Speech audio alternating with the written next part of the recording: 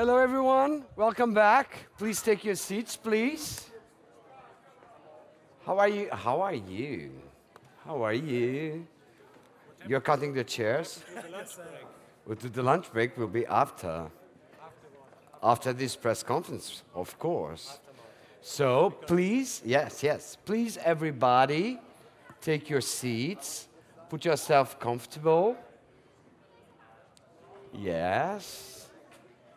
Oh, we still have some pictures over here. So, how are you doing? Did you have lunch already? No? You're starving. I'm starving too. But we are here for a good reason. Isn't that so? Hey, how are you? Welcome. It's your first press conference of the day. Oh, that was not mine. It was a great press conference. Did you like the surfboard? It's cool. It's really cool. So I think we are ready, aren't we? Please take your seats. Ah, I know. That's why. Okay, I got that. Please welcome Malta, Christabelle.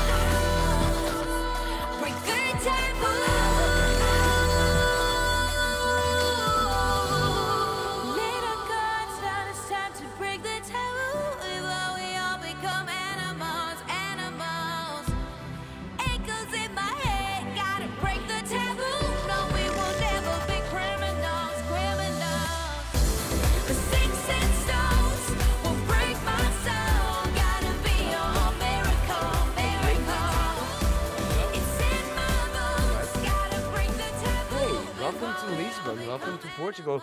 Christabelle, how are you? The head of delegation, how are you, sir? The ladies first. How are you? How are you? Welcome. Welcome to Lisbon, welcome to Portugal, and welcome to the Eurovision Song Contest, because this is a very important thing for you, isn't it? It is, of course it is. How many I take everything very seriously, especially this. This is like the best experience of my life so far. It was a dream that you had since ever. Since I was a very little girl, yes. So it was like a Lovetricity? Yes. Kingdom, Rush? Rush, Kingdom, and then Taboo. Oh.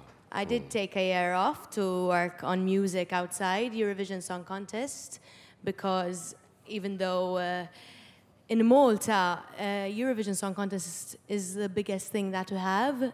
In the world, not just in Malta, I in think the it's world. exactly, Eurovision is the it's most an- important thing in the world. It is very true, but perhaps other artists choose to not participate in it. But I chose this because obviously I know the love of the fans and everyone that is. It's very easy to fall in love with Eurovision and become hooked. I know. It is very easy to become hooked to Eurovision, and I am. I'm hooked. What would you tell to those artists that, oh, I don't want to go to Eurovision? Explain them why they should come. So why is this good for them? it's an amazing experience from the start. I mean, all the team can tell you that from the day that I won the national final, it was a dream come true. Like working like a true artist, like working on the music video, working on the stage performance, getting ready to get prepped for the press, getting your outfits ready. I mean, what's there not to love? Your life And now obviously, is Eurovision. and obviously, the fact that you perform on a stage like that, you're given the opportunity to perform on a stage like that in front of over 200 million people. You're not going to get that opportunity again. So I know, and it's incredible. There's a lot of things happening on that stage in your performance. Yes, there are. What's that? Why the glove? So it's actually paint. Oh, it's art. paint, it's not a glove. Yes, yes. It's the black paint symbolizes the negativity that is covered by gold leaf, which is what's obviously the positive, the fruitfulness of life that we have. That we should all appreciate life and how we should hide the negativity and become more positive. That's what it's all about. And basically the message of the song is translated in my hands as well. Yes. Because your song has a very, very strong message and a Yes. very personal one. There are some songs in this year's competition with very strong messages. There are, it's true. Your song is one of the songs. You want to tell us a bit about it? Of course. My song is all about breaking the taboo of mental illness and changing something negative, as I said before, into something positive and a message of hope and a message of positivity for all those people that are going through a tough time in their life, to think of the better times, obviously, and think of how you can get better by seeking help. It's very important to seek help because help is out there and professional help is out there. It's very important to know that even though you can speak to relatives at first, you just need to obviously seek for professional help. But in the beginning, when you co-wrote and co-composed Yes. the song, There's Thomas Mason Yes. here and Mushu as well, who are all songwriters.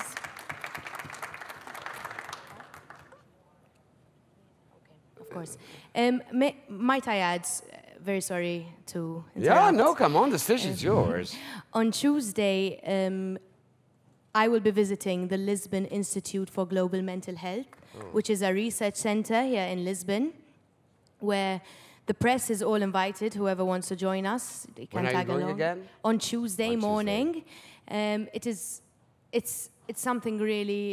It's something really that I really wanted to do because our messages obviously relate, and I want to get the message across. It's very important for people to note that even though mental illness is one of the only illnesses in the world that you're kind of blamed for, that research needs to be done and for us to be able to get better and improve in it. So Do you think there are a lot of people out there kind of, or should I put it, in denial? Thinking, I am Yes. okay, it's just stress, or I'm tired, or it's not, or it's just a phase, it will pass.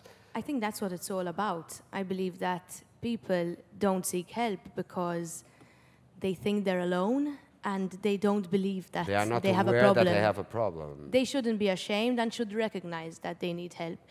I mean, it's not a taboo. It's not It's a really taboo. not a taboo to look for help. I mean, I do it and I improved a lot from like the very first time that I went. So it helped me a lot in my life. So why shouldn't other people do it? Yes.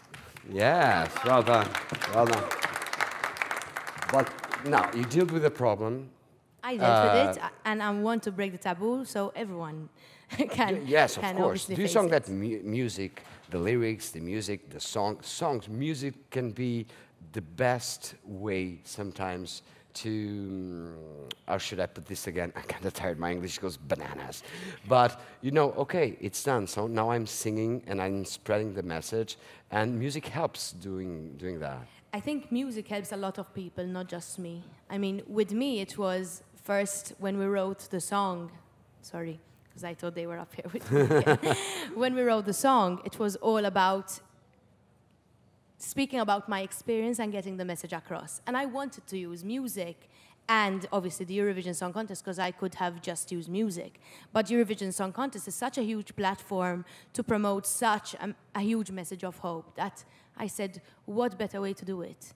And music does actually help me, yes. When I'm in the zone, when I'm listening to music, when I'm singing, when I'm performing, I just forget about all the other things, about all the bad times, and just think ahead and say, life is so beautiful, we should just enjoy it and not think of all the negativity. And it's good. I don't want to steal you anything, but it's not your music anymore, because now it's a lot from a lot of people. That story, a lot of people have that story too, and that's what's good.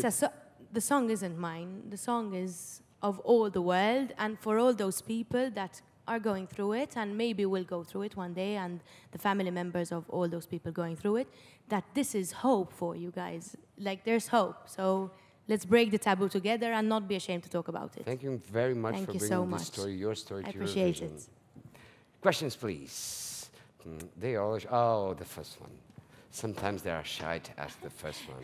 We had a lot of questions at the press conference as well, so. So, Christabelle Edwards from Malta, One News, Maltese Television. First of all, congratulations. The second rehearsal was, I mean, awesome. I mean, there was strength in it. And what message, what appeal do you have for those people, not just they are in denial of having mental issues or also being bullied? I know you also you rose this issue very much lately.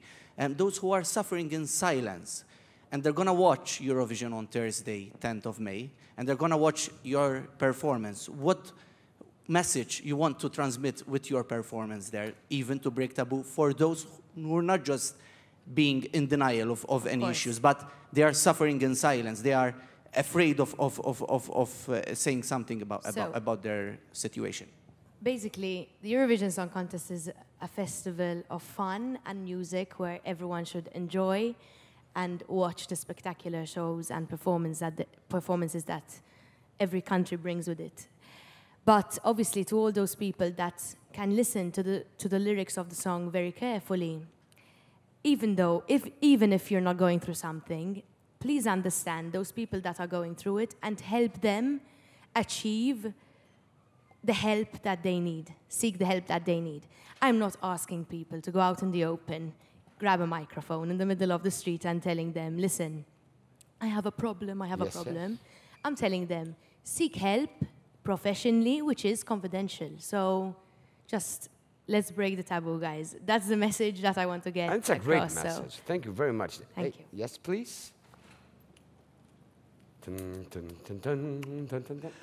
Christabelle, it's JP from Radio International. My question is regarding your television hosting times. Can you tell us a bit about your TV hosting? Thank you. So when I was young, I was approached by a television presenter to host a 15-minute slot on her show.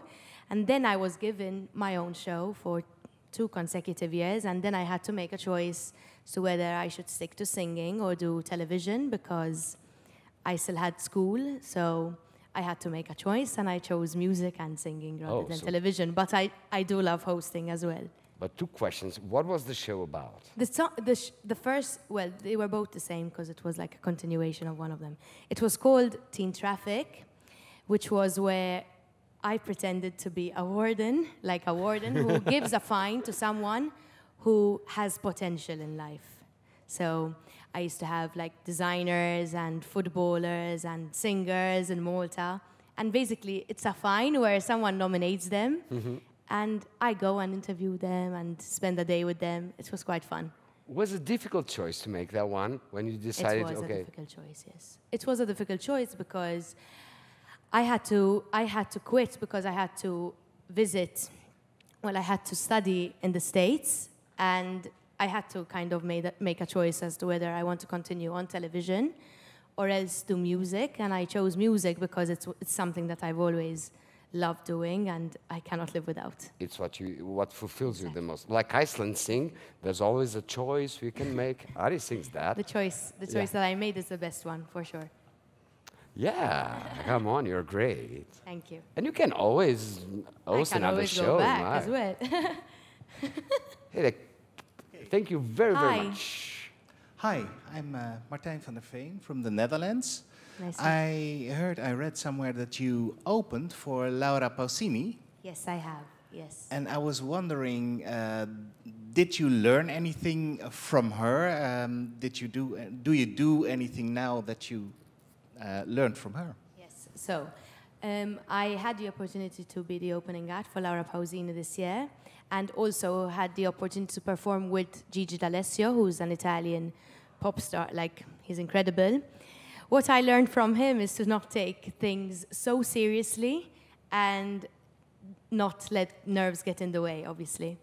I also had the opportunity this year to, well, in 2017, because now we're in 2018, to perform at I Love MTV alongside DNC, Chainsmokers, Jonas Blue. It was an incredible, incredible opportunity.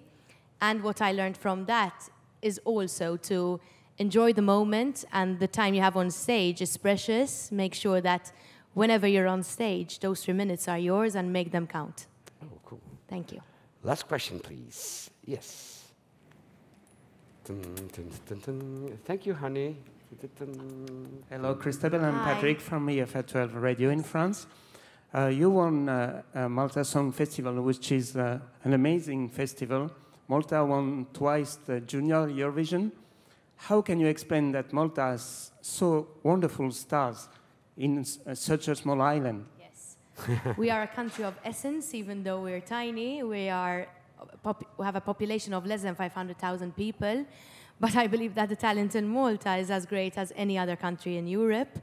We have a lot of ambitious people in Malta, which is something which is really great. People work hard, they're very hardworking, and the talent is there, obviously. It's not just luck and perseverance. It has to be talent as well. So, yes, I'm very happy to have won the national final because the competition was pretty tough. Because you also tried to Yes. win the Junior Eurovision Song Contest. Yes, when I was younger, I used to take part in the Junior Eurovision Song Contest. Yes, I got close around 3 times, but I didn't make You it. really love Eurovision.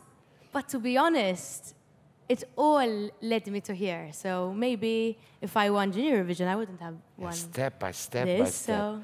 So as Step by step, as exactly. an Eurovision fan, because you are a singer, an Eurovision singer, and an Eurovision fan, may I ask you to sing your favorite Eurovision song from all time? Okay, Euphoria. Hello. Thomas, I hope I do it justice. I never really sang it. Oh, it's a premiere. I like it. Euphoria, forever till the end of time. From now on, only you and I. We're going up, up, up, up, up, up. Euphoria, an everlasting piece of a beating love within my heart. We're going up, up, up, up, up, up. Oh, thank you very, very, very much. Ladies and gentlemen, Christabelle, Malta! Thank you. Thank you. Thanks a lot.